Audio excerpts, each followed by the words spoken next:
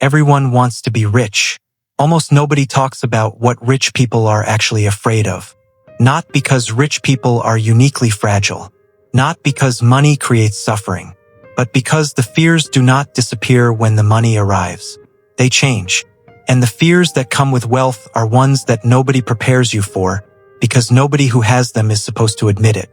You spend years imagining that a certain amount of money solves everything. And then you watch people reach that amount, or you reach it yourself, and something strange happens. The old fears quiet down. And in the space where they used to live, new ones move in. Quieter. More specific. Harder to explain to anyone who hasn't been there. This is the story of what those fears actually are. Not the fears of people performing wealth. The fears of people living inside it. Start at the beginning. Not rich. Not yet. It is the third week of the month and you are doing the calculation again. Not on paper. In your head, automatically, the way you have learned to do it. Rent is covered. The car payment goes out on the 15th, which already happened. What is left has to last 11 days, and there is a dentist appointment on Thursday you have been putting off for 4 months. This is the fear most people understand. It is loud. It is specific. It has a number attached to it. You know exactly what would fix it: more money. The solution is simple. You just do not have it yet. And so you spend years moving toward the number. Toward the version of life where the calculation does not have to happen every 3 weeks. Where the dentist appointment is just a dentist appointment. The fears that come after that do not look like fear from the outside. They look like success. And that is part of what makes them almost impossible to talk about. The first shift happens somewhere around stability, when the survival fear finally quiets. Not at a specific number. For some people it is 50,000 in savings. For others it is the moment they pay off the last debt. For others still it is the first time they go through a bad month and realize with mild surprise that they are fine. The emergency happened and the emergency fund held and they are still here. That moment should feel like relief. And it does briefly. And then, usually within a few months, a new fear surfaces. Quieter than the last one. More abstract. Harder to justify out loud. You open your banking app more than you used to. Not because you are worried about the rent is fine. But because the number feels fragile in a way that is difficult to explain. You have savings. You have a buffer. And you find yourself checking it, verifying it, as if looking at it enough times will make it permanent. What if I lose it? Not bankruptcy, not ruin. Just what if one bad decision, one bad year, one thing you didn't see coming slides you back to where you were? Back to the calculation. Back to the dentist you kept canceling.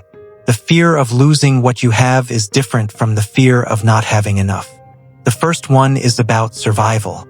This one is about regression. About returning to a place you know exactly how bad it felt. And people who have never climbed do not understand why that fear is sometimes worse than the original one. But you do, because you know what you left behind, and you know you never want to go back. From the outside, you look fine. You are fine. And underneath it, the checking continues. Because now there is something to lose. Move further up, into what most people would consider genuine wealth. A net worth with a comma in it. Multiple commas. The survival fear is gone. The regression fear has quieted.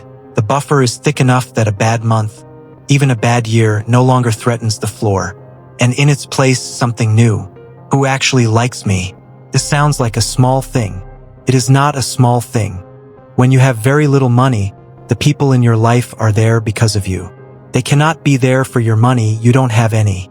The friendships, the relationships, the connections, they were formed without financial incentive. You can trust them in a way that is simple and uncomplicated. Money complicates that. Not immediately, not all at once, but gradually you start to notice things. The friend who never used to ask for anything who now mentions, often, that they are going through a rough patch. The colleague who became warmer after the promotion. The family member who appears at moments of abundance and disappears at moments of ordinary life. Picture a dinner. Old friends. People you have known for 15 years before any of this. The conversation is easy, the way it always was. And then someone at the table mentions they are struggling. Between jobs. behind on something, and you can help. You know you can help. It would not even register in your account. But you don't say anything. Not because you don't care. Because you have been here before, offered help, and watched the relationship change shape afterward. The dynamic shifted. The gratitude became something heavier. The friendship became something else. Something with an obligation in it that wasn't there before. And you don't want that. You want the dinner to stay what it is. So you say nothing. You pick up the bill at the end, quietly, the way you always do. And you drive home wondering which version of that friendship is the real one. You cannot know from inside a relationship which version is real. You can only wonder. And the wondering is its own kind of loneliness because you cannot explain it without sounding like you are complaining about having money, which is a complaint that gets no sympathy and probably deserves none. So you carry it quietly. You become slightly more careful, slightly more guarded. You stop mentioning certain things, the trip, the upgrade, the number, not because you are ashamed, but because you have learned that information changes how people see you, and you cannot always predict which way. Over time, the guardedness becomes habit, and habit becomes the default. And from the outside, it looks like you became cold somewhere along the way. From the inside, it is just the accumulated weight of not knowing who is real, and deciding it is safer not to find out. There is a level beyond this. The kind of wealth where the practical questions are resolved, where a bad year is an inconvenience, not a threat, where you could stop working and be fine, and you probably know it. The fear at this level is not about money at all. It is about the people closest to you, specifically what the money is quietly doing to them. You grew up knowing what it felt like to want something you couldn't have, to earn something and feel the specific weight of having earned it. That feeling shaped you in ways you did not choose but are grateful for. The hunger made the arrival mean something. The people closest to you, your children, or the people who depend on you, or the ones who grew up inside the life you built, do not have that. The safety net was always there, even when you tried to hide it. And the question that does not go away at this level is whether they are okay in the ways that money cannot measure. Whether the abundance made certain things easier to find or harder. This fear is almost never said out loud. It sounds like ingratitude. It invites a response that closes the conversation before it starts. So it just sits there quietly underneath everything else. And then there is the version that almost nobody talks about. Not because it is rare, but because it does not look like a problem from the outside, and the people living inside it have no language for it that does not sound like ingratitude. The survival fear is gone. The regression fear is gone. The question of who is real has been lived with long enough that a kind of peace has settled around it.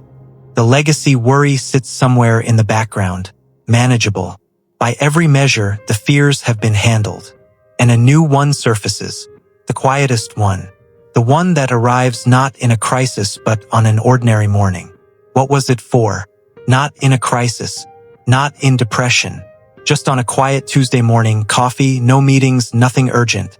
Sitting with a life that looks, by every external measure, exactly like the one you were working toward.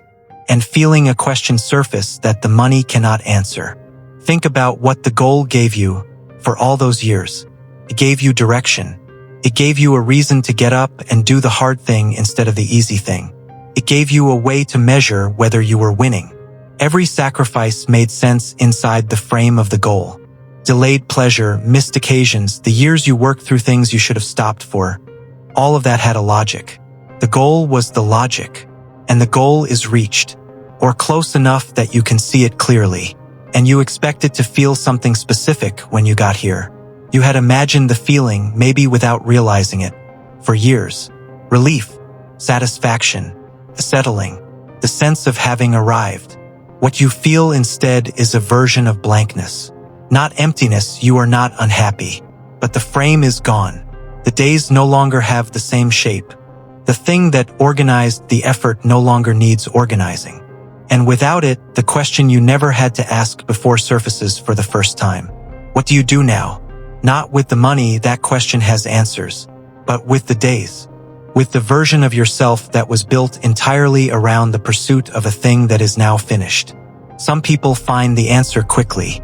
They discover that the building was always the point, not the destination, and so they build something new, for reasons that have nothing to do with needing the money.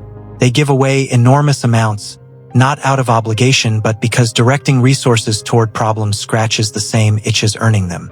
They step back entirely and find that a smaller, quieter life is the one they actually wanted once the noise of ambition stopped. Some people never quite find the answer. They keep going, another company, another investment, another decade. Not because they need to, but because stopping requires admitting that the arrival was not quite what they had imagined it to be. The game becomes its own justification. The structure becomes the point. They stay in motion because stillness turns out to be the hardest thing they have ever been asked to do. This is the fear nobody names. Not the fear of losing. Not the fear of being taken from. The fear of what you are when the thing that defined you is done. The fear that the destination was real but the map ended there, and you did not bring anything for what comes next. None of this makes wealth undesirable. That is not the point, and it would be dishonest to pretend it is. The point is something simpler. Most people carry an image of a threshold, a number, a level, a version of life after which the fear quiets and stays quiet.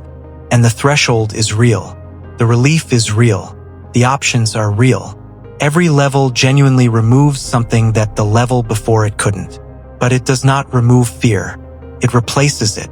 The fear of the rent becomes the fear of losing what you have. That becomes the fear of not knowing who is real. That becomes the quiet worry about the people closest to you. That becomes the question of what it was all actually for.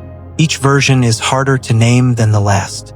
Each one is harder to share because it arrives packaged inside a life that everyone else assumes has no room left for fear. And the loneliest part, the part almost nobody talks about, is that the fears get quieter as the wealth gets louder. From the outside, it looks like peace. From the inside, it is just a different conversation happening in a room where the door is always closed.